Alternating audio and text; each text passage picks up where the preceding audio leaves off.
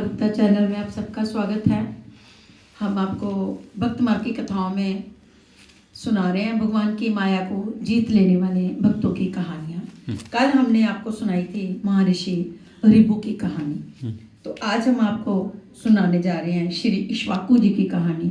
तो कहानी सुनाने से पहले चलिए गुरु वंदना करते हैं और हमारे साथ जुड़े रहिएगा।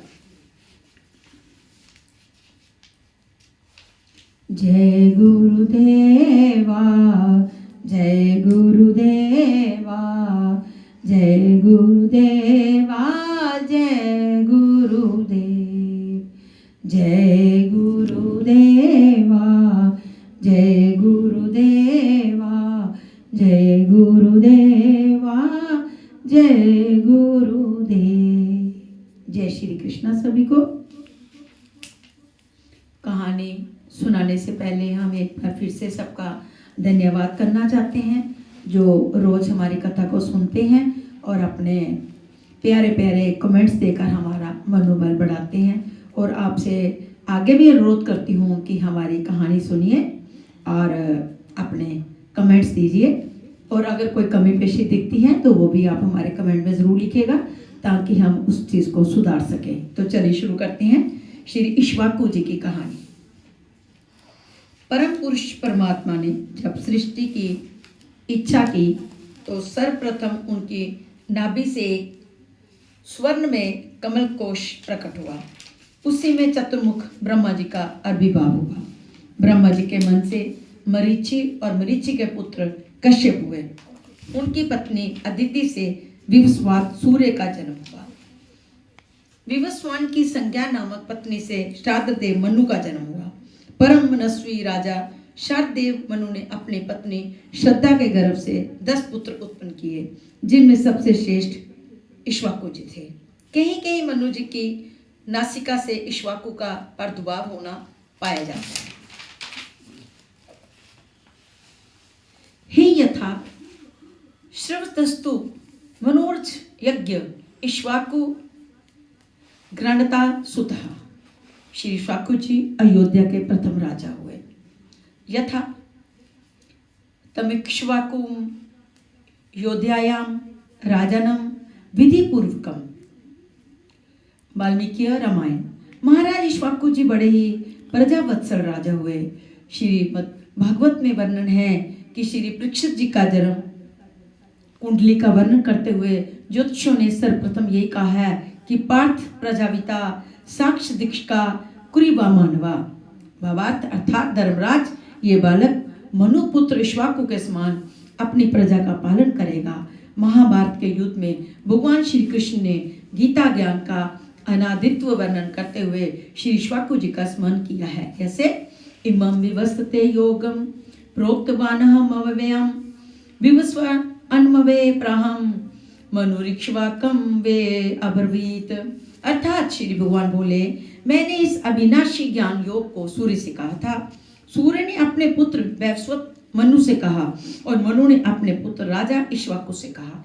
इस प्रकार श्री इक्ष्वाकु जी महाराज गीता ज्ञान के आचार्य सिद्ध होते हैं।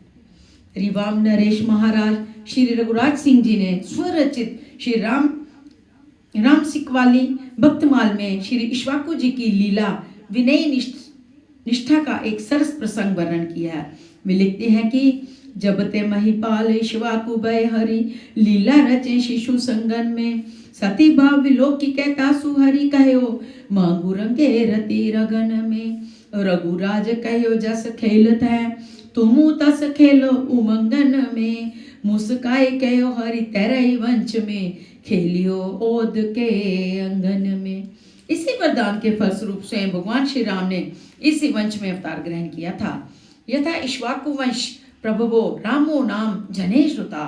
एक बार महाराज इक्ष्वाकु तीर्थ यात्रा करते हुए श्री जाप मुनि के आश्रम पर पहुंचे। मुनि ने राजा को अर्घ्यपाद और आसन देकर कुशल मंगल पूछने के बाद इस प्रकार कहा, महाराज आपका स्वागत है। मैं अपनी शक्ति के अनुसार आपकी क्या सेवा करूं, ये आप मुझे बताएं। राजा ने कहा, विप्रवर, मैं क्षत्रिय राजा हूं और आप स्वधर्म में स्थित ब्राह्मण हैं, अतः मैं आपको कुछ धन देना चाहता हूँ। ब्राह्मण ने कहा, नरेश्वर आप उन ब्राह्मणों को दान करें जो प्रवृत्ति मार्ग में हों। मैं तो प्रतिग्रह से निवृत्त ब्राह्मण हूँ, अतः आपसे दान नहीं ले सकता। हाँ, आपको जो अभिष्ट हो वह कहें, मैं अपने तपोबल से पूर्ण कर दूंगा। इक्ष्वाकु जी बोले, क्षत्रियों को जांचना का अभ्यास नहीं होता। यदि कभी ऐसा प्रसंग प्राप्त होता है तो हम लोग तो यही कहना जानते हैं कि युद्ध दो।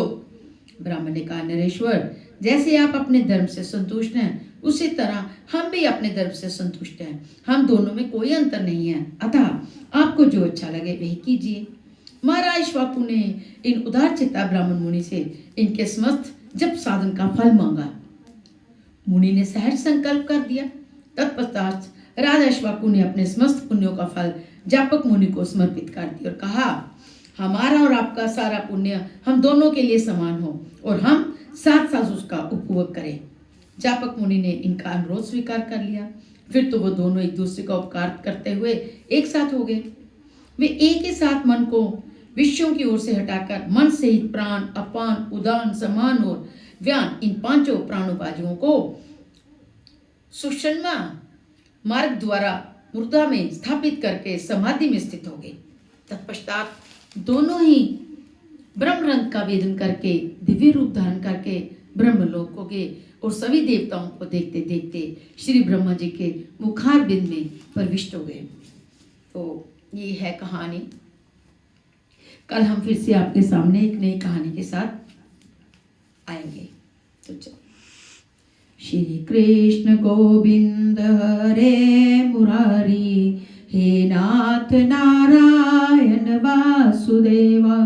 श्री कृष्ण गोविंद हरे मुरारी, हे नाथ नारायण वासुदेवा। जय श्री कृष्ण। सब